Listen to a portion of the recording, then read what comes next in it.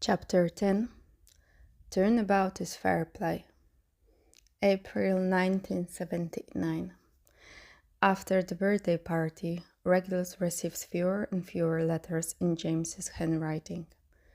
When he does, he rarely sends any back in response. Their contents are a little stilted, a little dry. He's not sure who's responsible, but what was once a regular occurrence becomes a rarity. The weeks pass, and Regulus drowns in nude studies, Quidditch practices, and head boy duties. Madame Pomfrey gives him sleep aids, but the problem is he doesn't have time. In theory, he should take the aids, get a full night's rest, and wake a new person. In reality, he doesn't finish studying until 2 or 3 a.m. most nights, and he needs to wake up by 6 in order to make it to the pitch for practice. Then it's a day's worth of classes, more studying, more Quidditch, rounds until at least 11, more studying. Regulus forces himself to take the medication on Saturday night. Even though he wants the extra study hours, he can feel himself shutting down with each passing day. His stress fevers happen more often, and he coughs up petals almost daily now, but he refuses to keep visiting Madame Pomfrey.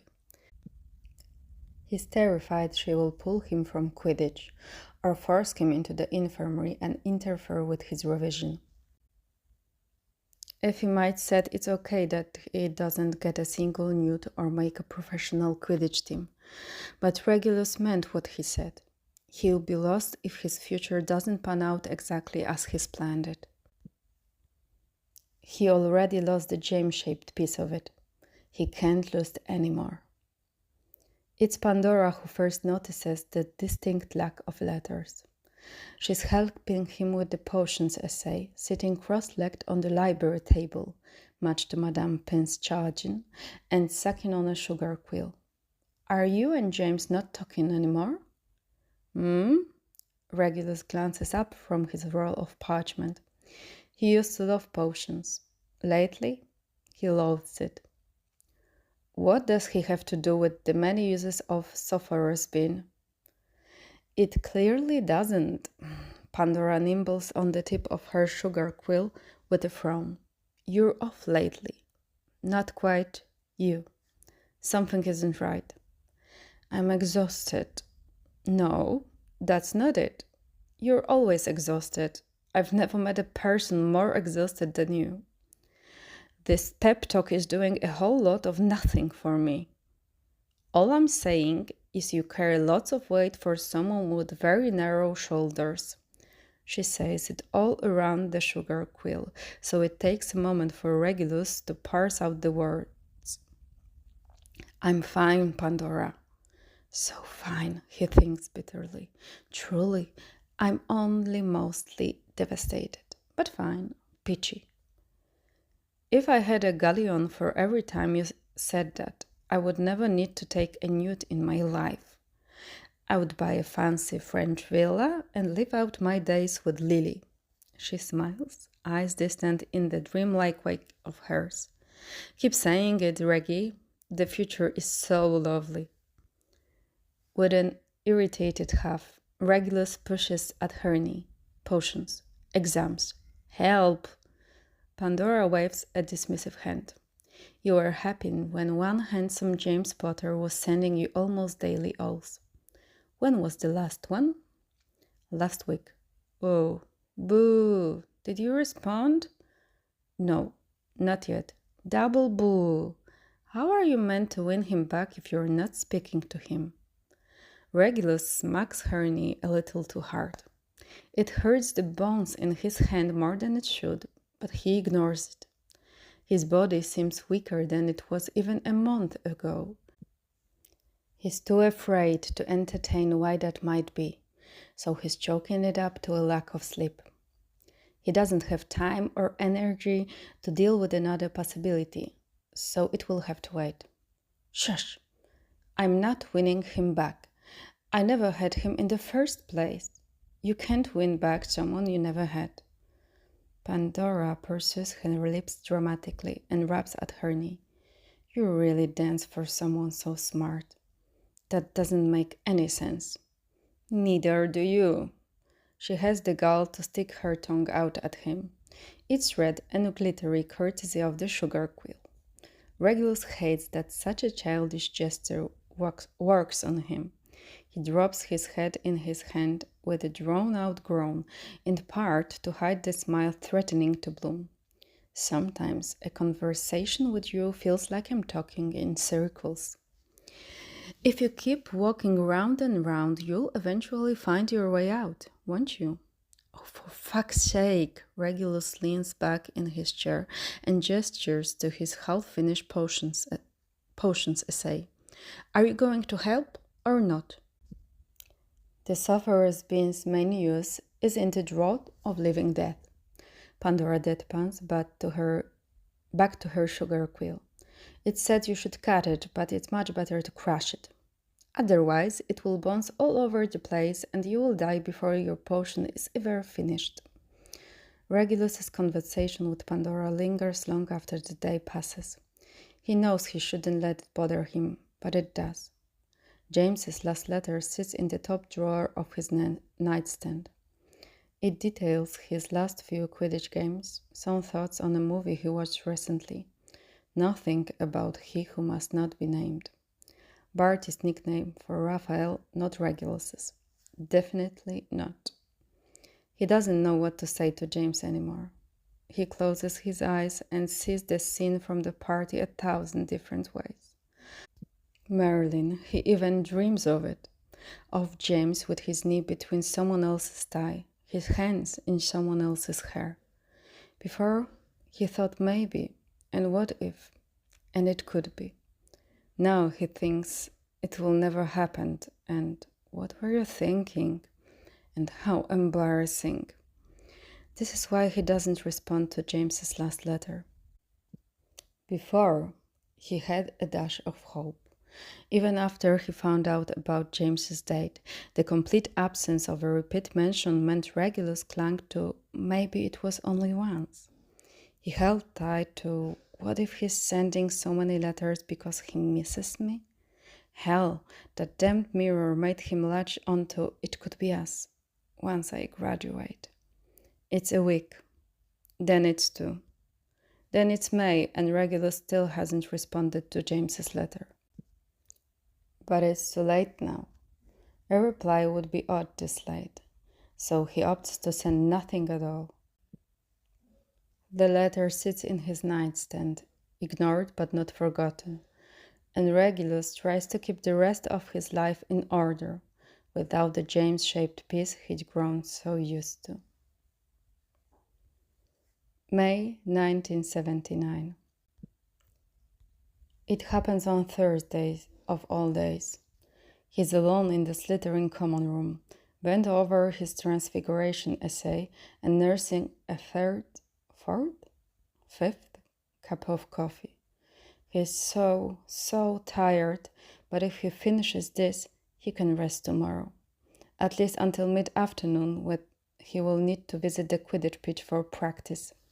But he will manage more than a few hours of sleep, which should count for something. It starts with a sharp pang in his chest. He ignores it. It isn't novel. Everyone gets a pang every now and again. Except there is another pang when he breathes in, and his breath rattles in his lungs when he breathes out. Well, that is decidedly not normal. But it only happens once, so he returns to his essay. There's a small seed of panic, but it's nothing. Really, it's not. It's shit. This time, the pain is debilitating. He grunts, hand to his chest and a shiver down his spine. When he inhales, the sharp sting keeps him from finishing his breath. He keeps to shallow, short intakes, desperate to avoid the agony scorching his insides. Panic takes root close up his throat. Blood rushes in his ears, a white noise isolating him from the world. All that exists is Regulus and the crippling pain in his chest. Lately, his fevers are daily. A few hours here, a few there. Sometimes he's granted a small reprieve. A day where his skin doesn't itch and he feels fine, if not exhausted. Quidditch has been difficult.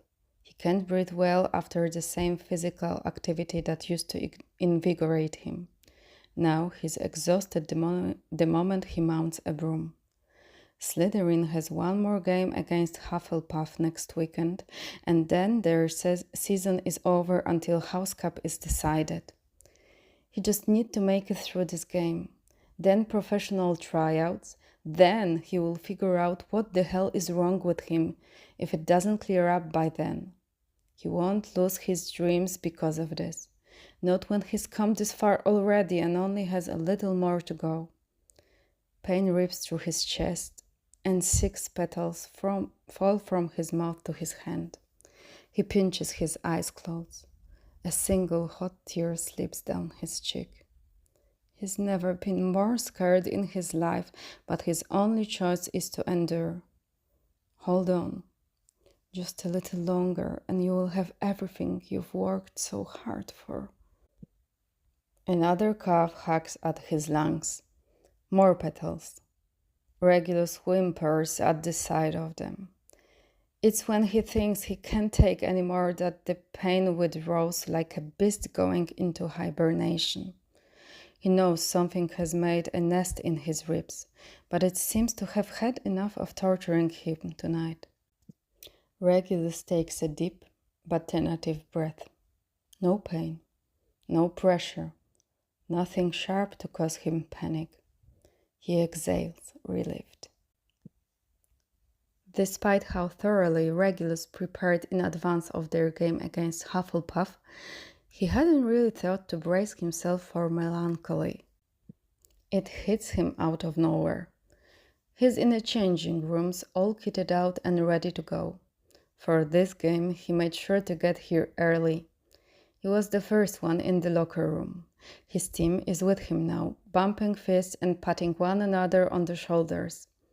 Regulus did his duty as captain in the form of a solid pep talk, and they've all hyped themselves up. They are so close to winning the cup they can all but taste it. But it's the last time. Regulus stands there, broom in hand and heart thundering, and realizes he will never do this again. Not at Hogwarts. Not wearing Slytherin colors. Perhaps it's silly to be melancholy about it, but he can't help it. He's been happy here. This school has been a safe haven for so long, he feels a little adrift when he thinks about leaving. The cap is in the bag, Captain. Don't look so serious, Jackie tells him. Regulus forces himself to nod.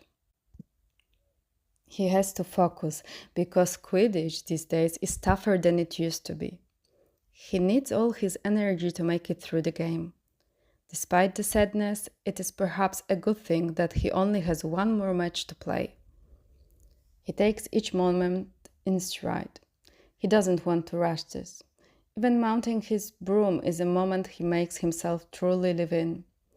Ridiculous as it is, he wants to savor it all. But then the whistle blows and Regulus is flying. The game is on. By now, he's used to the tightness in his chest when he's up in the air. Breathing is laborious, but he manages. It's a good game. Hufflepuff are great at passing the castle and keeping possession, but they are weak under pressure. It forces them to miss a lot of shots.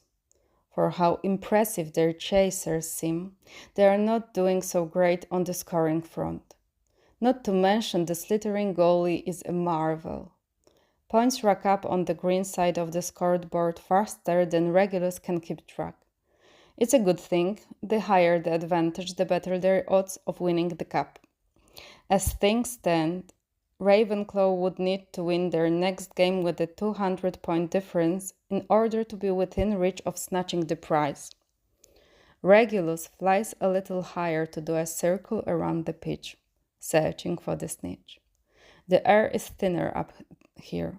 There is a steadily worsening burn in his lungs as they have to work twice as hard for oxygen. The snitch is nowhere to be found, and his vision is slipping. It's a sure sign his lungs aren't supplying his body with near enough oxygen. He's dizzy, and dizzy could mean a fall if he's not careful. Reluctantly, he descends closer to the game. It won't do to lose control of himself on the broom. With professional triads immediately after his newts, he can't afford to have an accident. A bludger forces him to do a spiraling maneuver to avoid getting hit. Blood rushes to his head. Nausea swells from his stomach to the back of his mouth, filling it with bitter bile. He gasps, throat tickling a warning. His skin hits, and an itch begins under his Quidditch kit. Where is the bloody snitch? The panic doesn't help. He knew this was a possibility. It's not the first time he's had a stress fever while flying. But the noise of the crowd, the rush of the wind, it's making it harder for him to focus. He can handle when it happens during training, but now? He should have prioritized sleep a bit more. When he catches a glimpse of a snitch in the periphery of his vision, he knows it's too far for him to make it. If he was at full strength, he might be able to, but he's not, and the Hufflepuff seeker must have been born on a lucky day. His heart plummets when he realizes how close she is to it. Still, he tries. He has to, no matter how his body might protest the effort. He flies as hard as he can, body flattened over his broom. Adrenaline tingles in the tips of his fingers. Bile tastes sore in his mouth.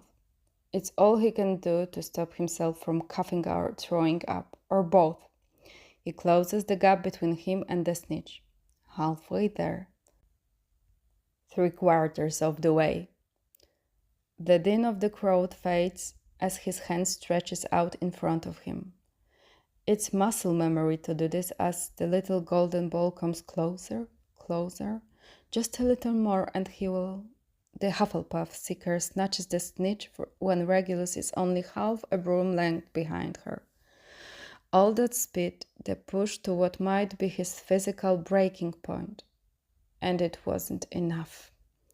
His hand feels emptier than it's ever felt as he watches the Hufflepuff seeker clutched a closed fist to her chest, the snitch's wings fluttering between her fingers. Regulus breaks hard and turns away abruptly. He doesn't want to see the seeker celebrating with her team. She flew hard and well, but that should have been him. If he'd just pushed himself a little more, or trained a bit harder, or Regulus! It's a rush of sound all at once when he looks to see Jackie racing towards him, a grin splitting her face.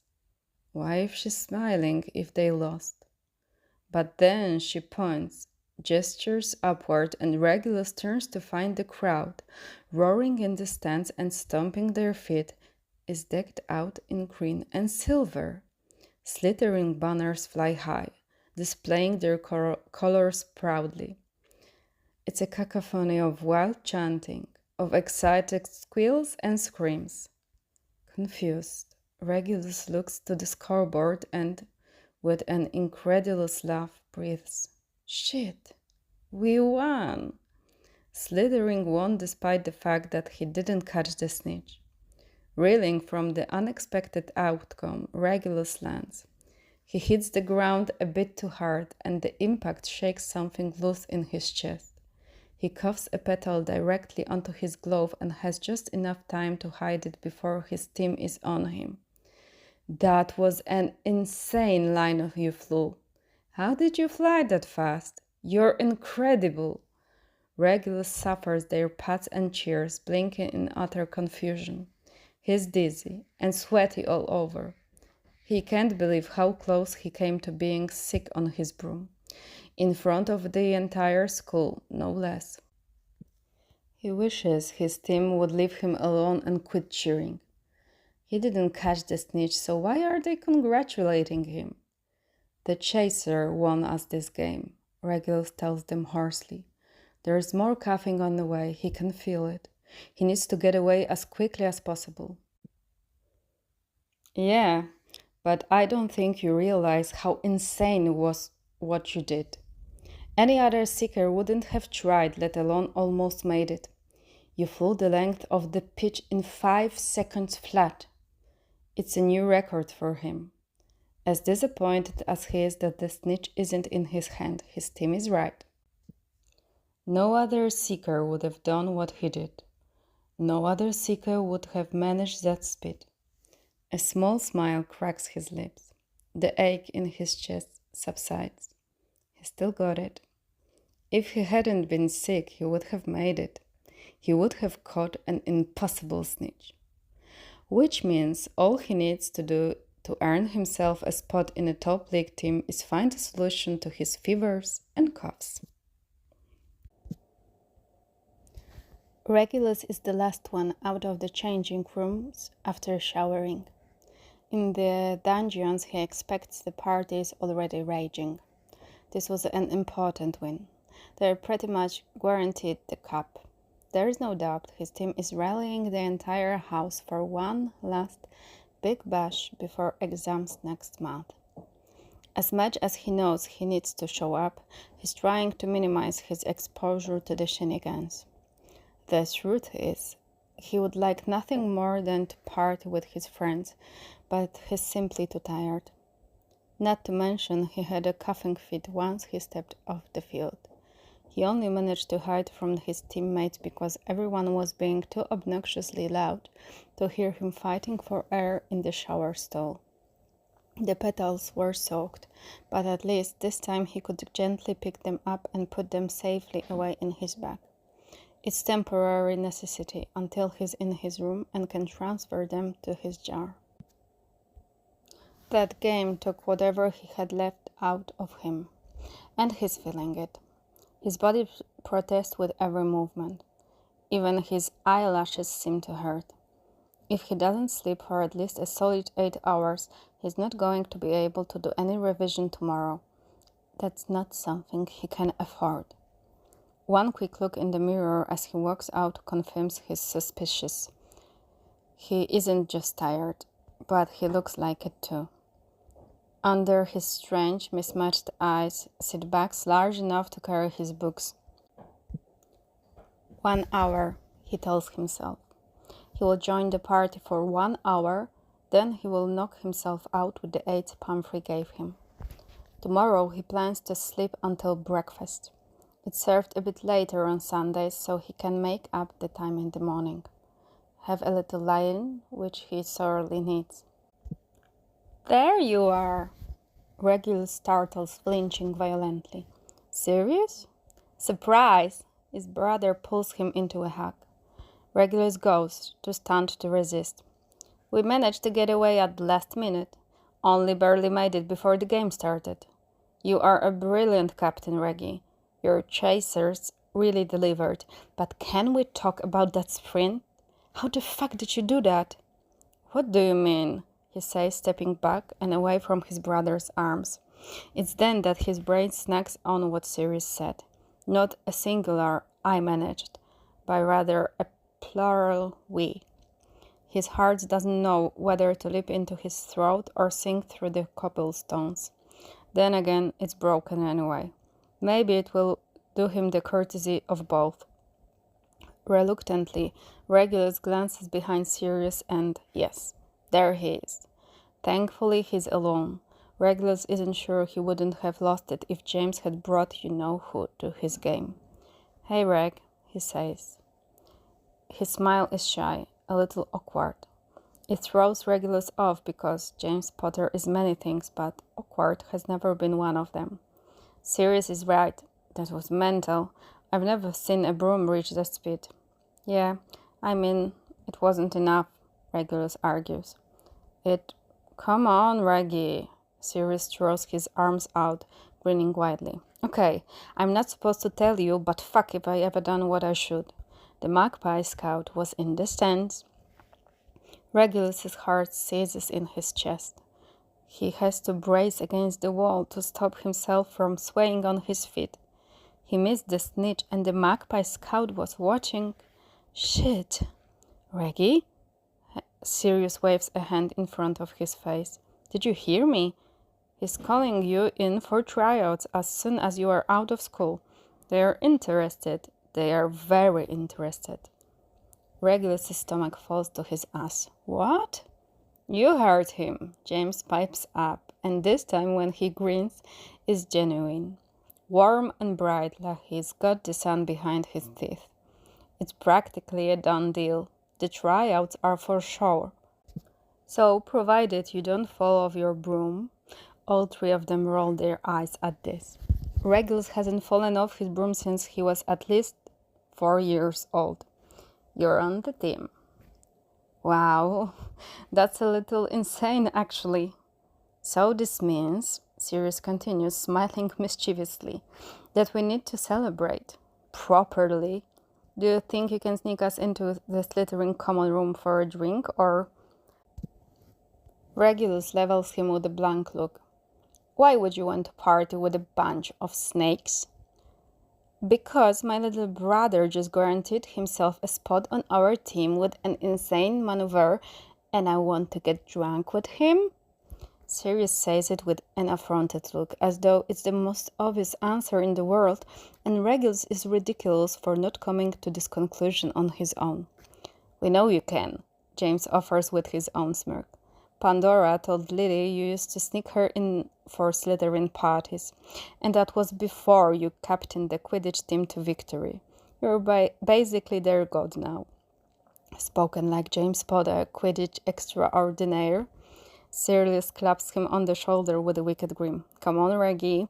We've never had the chance to party with the Slytherins, and we hear you guys go crazy. We do not. Sure, you don't. But the rest of the house? Absolutely. Regulus looks back and forth between them. He knows this is a losing battle. Sirius will back with big eyes and get on his knees if he has to. Once he wants something, there's nothing he won't do to have it. So Regulus relents with a put out fine, and this is how he finds himself in the Slytherin common room with notorious Gryffindors, Sirius Black and James Potter. It's exactly what he feared it would be. Insanity. James and Sirius are 19. They are professional Quidditch players. They are attractive. Hell, they are still famous for their antics a year after their graduation. Bringing them into the Slytherin common room has what Regulus imagines would be the same effect as walking in with a famous celebrity. Music is already playing, something Muggle has never heard before, and there's fire whiskey aplenty. It's passed around in refilling flasks, a never-ending supply. Regulus, who's exhausted from the game and in desperate need of sleep, shouldn't be here. Shouldn't be drinking. This is something he's bitterly aware of early on. This is a bad idea. He just never imagined it could possibly be this bad. It starts with too many shots. They are Sirius's fault. To my little brother, he shouts, and the entire common room returns. To Regulus! This leads Regulus to remind Sirius it was the Chasers who scored enough points at the last second and technically won the game. This leads to another round of "To the Chasers!" followed by "Chasers, Chasers, Chasers!" and more shouts purred, drunk and purred again. Regulus's bones are weary. His brain exited the premises about 2 hours ago. It's not really his fault, is it? He hasn't been sleeping. The Quidditch game wore him out more than any game ever has. And yes, now he's drunk. Too drunk. As drunk as the night he went out with Evan and Barty and wound up on the floor of the Potter's bathroom. The memory surfaces like sprouts from fresh soil, but he's too inebriated to wash it down. He tries, though. Fire whiskey burns his throat, but the memory remains. Him and James sat on the bathroom floor. talking like it's the most natural thing in the world. James staying, setting out blankets for them to spend the night there on cold tile. He didn't have to. He could have gone upstairs. Regulus's hand on his chest. Do that again. A moment he wishes he could bottle. Not the before, not the after, but that moment when James didn't push him away and he could touch. Sirius dances with Pandora, swinging her around the common room like she's weightless. Regulus doesn't remember when she snuck in, but there she is, having the time of her life, which is not a thing Regulus can do, apparently. James is across the room. He's surrounded by a gaggle of 50-year girls who won't stop twirling their hair. They giggle behind cupped hands and say James like it's familiar to them. Like they were the ones who spent the night curled on a cold tile with the warmth of him within reach. Regulus has done a decent job of avoiding James since they entered the common room. Besides the few rounds of celebratory shots, he's kept his distance, laughed with his teammates, let Evan and Barty throw their arms around him and shake him a little in congratulations. He's making a point to be in places James is not. Absently, he wonders if James misses his boyfriend. Oh, not this memory. The night on the bathroom floor is far preferred to the memory of James and he who must not be named in the entryway. It's another swallow and a burn in his throat to steady him, even as he grows unsteady on his feet. What a mess of an evening. All he wants is to curl up in bed. Hey! Regulus blinks rapidly to force his gaze into focus. Oh, he deadpans. You! In front of him, Jordan scratches the back of his head, clearly sheepish. Yeah, me. I just wanted to say congratulations. That was a really great move today. I've never seen anyone fly that fast. It was really, really cool. Thanks. I feel like blew the chance to have actual Quidditch lessons from you with the whole Hogsmeade thing. Behind Jordan, the whole room spins. He has to squint to keep his focus. The Hogsmeade thing? When I kissed you. Ah, that. Jordan's brows pull together. Wait, do you not remember it? I remember it. Unfortunately, he's not drunk enough to forget that embarrassment. I'm sorry, by the way. We clearly weren't on the same page. His head is going to explode. Over Jordan's shoulder, he can see James talking. No, he's laughing at something one of the girls just said. Because this is James, isn't it? Unintentionally flirtatious. Too big for a room. Everyone's favorite the moment they meet him. He's everything Regulus has never been. Hell, even Sirius can charm a crowd the moment he steps in. Maybe I should have been honest with you from the beginning. Why is Jordan still talking? Why is he still here? All Regulus wants is to be alone. He wants to crawl under the duvet and sleep for a year. He's too tired to have this conversation. Or any conversation, really. He's too exhausted to make good choices. And just told you that I liked you. If I'm honest, I still like you, actually. You are graduating soon, though, so it's a bit ridiculous, isn't it? But I had like 8 shots of fire whiskey, and my friend dared me to come here. And I'm an idiot, so I said yes. And now I'm just standing here like a fool, and you are not talking? Regulus shifts his gaze from James to Jordan. From Jordan to James. Is he your boyfriend now? No, we kissed and then I ended there. That's good. Regulus? That's good? That's good. Oh, Regulus is pissed. Who is James to decide what's good, especially for him? Even Sirius was excited at the prospect. He encouraged it, but James said that's good and had the audacity to act as though he was relieved. His feelings are a tidal wave coming closer and closer to where they are sure to break on the shore. The fire whiskey has dulled his senses, or maybe it's sharpened them, and he's able to see an opportunity he hadn't realized was there before. Something ugly grows close in his chest. Regulus should not be here. He should have gone to bed after the game. He should have slept off whatever monster crawled inside his ribs, turned his inside hot and angry, and told him to do what he's doing now. Regulus has never truly kissed anyone, so he's not sure if what he's doing is right. He's not in control of his body anymore. Not really. He passed drunk and tumbled right into wasted ages ago. He's so exhausted he knows every logical part of his brain has shut down. Even if he screamed at himself to make a better choice than this one, it wouldn't matter. His fingers are in Jordan's hair at the nape of his neck. His thumbs find a place under Jordan's jaw to tilt his face that little bit he needs to make their mouths slot together. It's not a perfect hit, not a perfect fit, but it's warm. A little wet if he's honest. Jordan tastes like fire whiskey. Well, he tastes like fire whiskey now that he thinks about it. Jordan makes a soft noise of surprise, but he melts against Regulus, hands fisted in the fabric of his shirt. Wrong, wrong, wrong. Not this one. What have you done? Aye, is that Black and Jordan?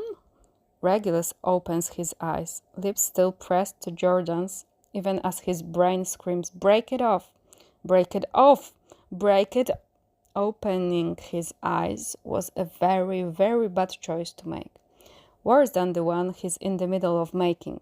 Bad choices piling up like petals in his jars.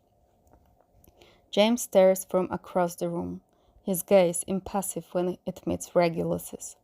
All the humor has drained from his face, and even as the rest of the room become a cacophony of noise, James doesn't move. He stands there, still as stone, expression blank, until he turns away to continue his conversation with the girl nearby as if nothing happened at all. Regulus's mouth is still pressed against Jordan's, though neither have made a move to deepen it. Truthfully, he doesn't know how. He doesn't have the energy to keep shoving pieces where they don't fit. It's a tickle in his throat, that warning of what's to come. Shit! Regulus pulls harshly away from Jordan, who's dazed. There's a grin on his lips. Lips Regulus just kissed willingly in front of a room full of people. In front of James. James, who is now nowhere to be found. The tickle becomes a scratch. Regulus doesn't bother to explain. Jordan still stands dazed near the fireplace, but he's already halfway across the room. Everyone is too drunk to remember what happened 5 seconds ago, though a few shout after him or call out to Jordan. The scratch becomes a fire in his insides, burning like 1,000 tiny claws against his throat. He's too drunk to remember how he made it to his dorm. There were tilting hallways and endless doors. One of them must have been his. Leaning against it inside his room, Regulus tries to breathe, but it doesn't go quite according to plan. He locks the door, pushes himself off the wood for a single step, and coughs. It's violent. Something from deep within his lungs, and Merlin, it's painful. He drops to his knees, clawing at his neck. This is different from any time before. This is different from James's party. It's a taloned claw, violently ripping things from deep in his lungs. Vicious and bloody. Savage lashings that send white-hot pain shouting through his entire body. It's the worst pain yet, and tears gather at the corner of his eyes. He thought he'd been scared before, but now? Now he's terrified, petrified with the horror so deep it gnaws at his marrow. The burning in his chest is awful enough he wonders if the next cough building will end with his lungs on the floor. As if the petals weren't bad enough, as if it's a full-body shudder, a spasm from head to toe, and he coughs with every bone in his body. His eyes squeeze shut, tears on his cheeks, and the room spins. He's not sure if it's the fire whiskey or whatever the hell this is, but the whole room feels like it's moving and taking him with it.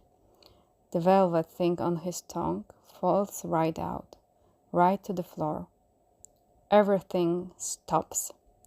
The burning, the visceral shred of his throat, the headache, the spinning.